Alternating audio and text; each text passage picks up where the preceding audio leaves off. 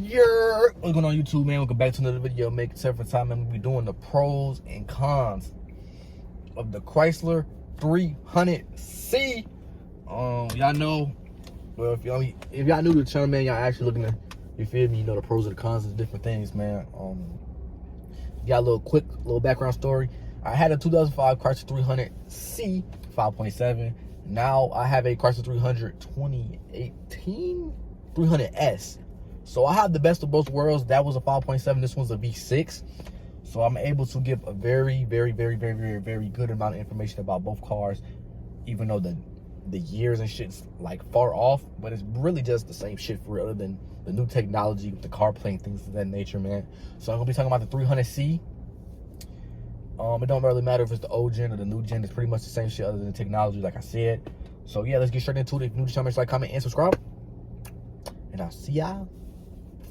Well, I'm doing the outro, but deadass, don't make sure to like, comment, and subscribe, though. Kobe is on the way to 1,000 subscribers. I don't know where we're at while I'm filming this video, pre-recording a lot of videos, so let's just hope we're getting closer by the day. So the first thing is, let's just go over the fact if it's a 5.7 to a V6.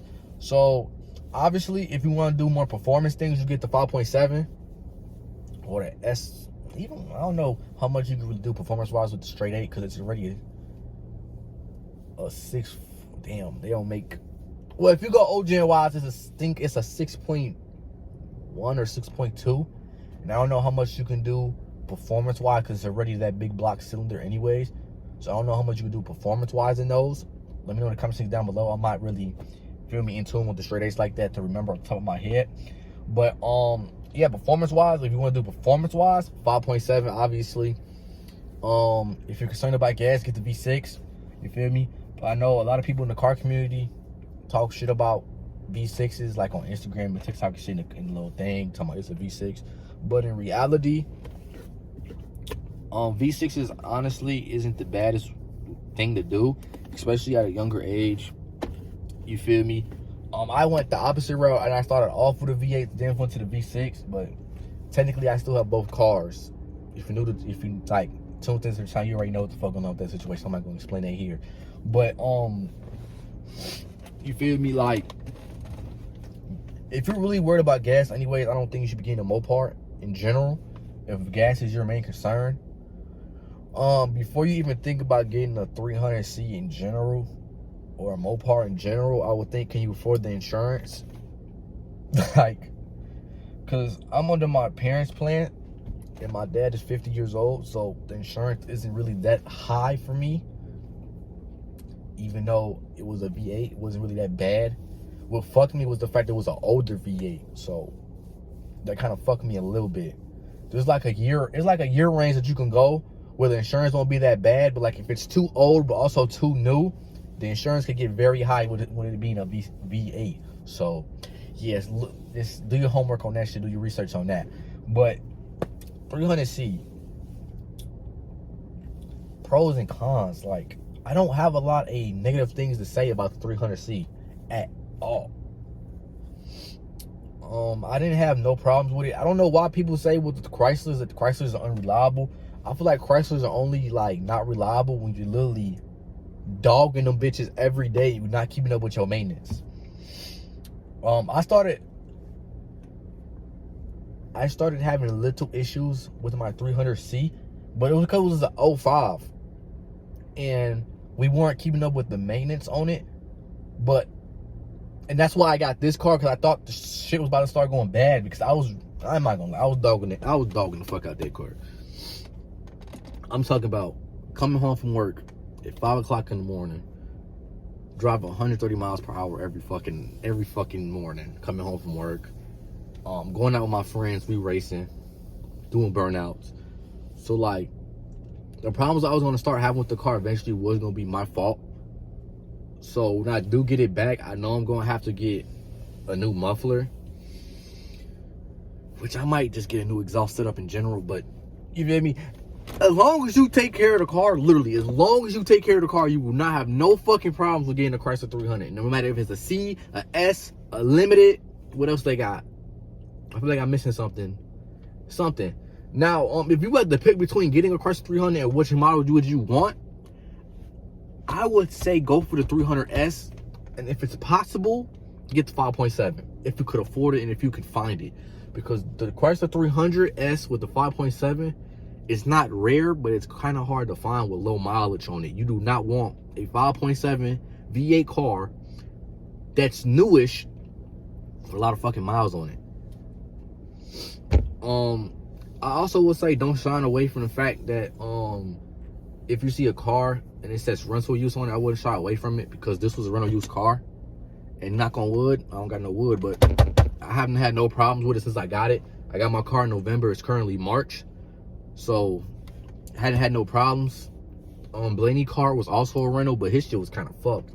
His door panel was fucked up, but that's easy fix. Go to the junkyard, get a new one. What else? His side of his, like where you can move the seat up and down on the driver's side, is kind of fucked up, but like that's easy fixes. All you need is new pieces of plastic to pop that shit back on with the new screws, and you'll be straight. But obviously, if you're buying a car and it's a car, no, you wouldn't want those type of problems anyways. But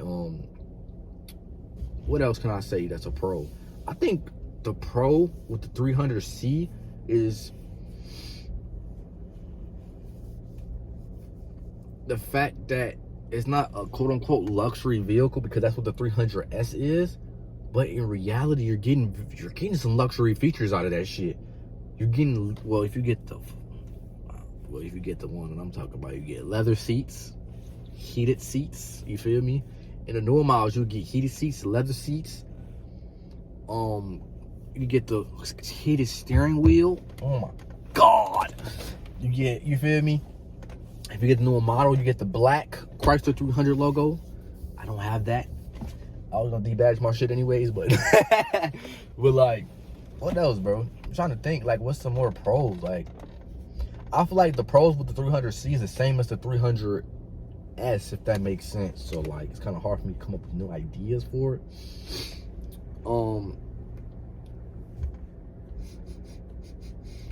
To be honest, bro, it's literally the only negatives about this shit for real is just like the engine, bro.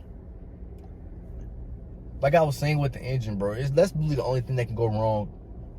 Is like if you like find people influence. If you get influenced easily, you're not gonna like to get a V6, because everybody's gonna be talking shit about you. Woo, woo, woo, woo, woo, woo, woo. You feel what I'm saying? So just get the V8. That's literally all I got for you as a con. Like when people see Chrysler 300s S that's a V6, they either think you're getting it for luxury, or you're getting it for luxury and it has a 5.7 in here that you can build up to compete with Scat Packs and shit without doing the swap. But that's how I feel personally on that. You feel me? What else? Another pro is, I can say, the design of the car. The design of the car, I prefer the older style than the new style for the Chrysler 300s. In my opinion, I like the body style better. But when it comes to the interior, the new interior is way fucking better than the old interior in the Chrysler 300s.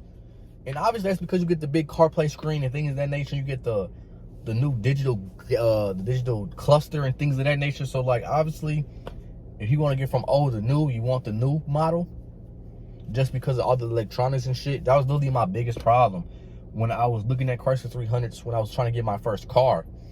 Because I could have realistically got a 2013 Chrysler 300 instead of getting the 05. And I could have, you feel me, got all the new technology then instead of waiting this long to get this. But it is what it is, you feel me? So, yeah, that's the one thing. I'll say that's the one complaint. But like I said, I'm saying, am I going off Chrysler 300C old models or new models? Because if I'm going off my car that I had, the 300C, the old model, then I would say, yeah, the interior was a problem for sure. So yeah, what else do I got to say that can help y'all out? I will say that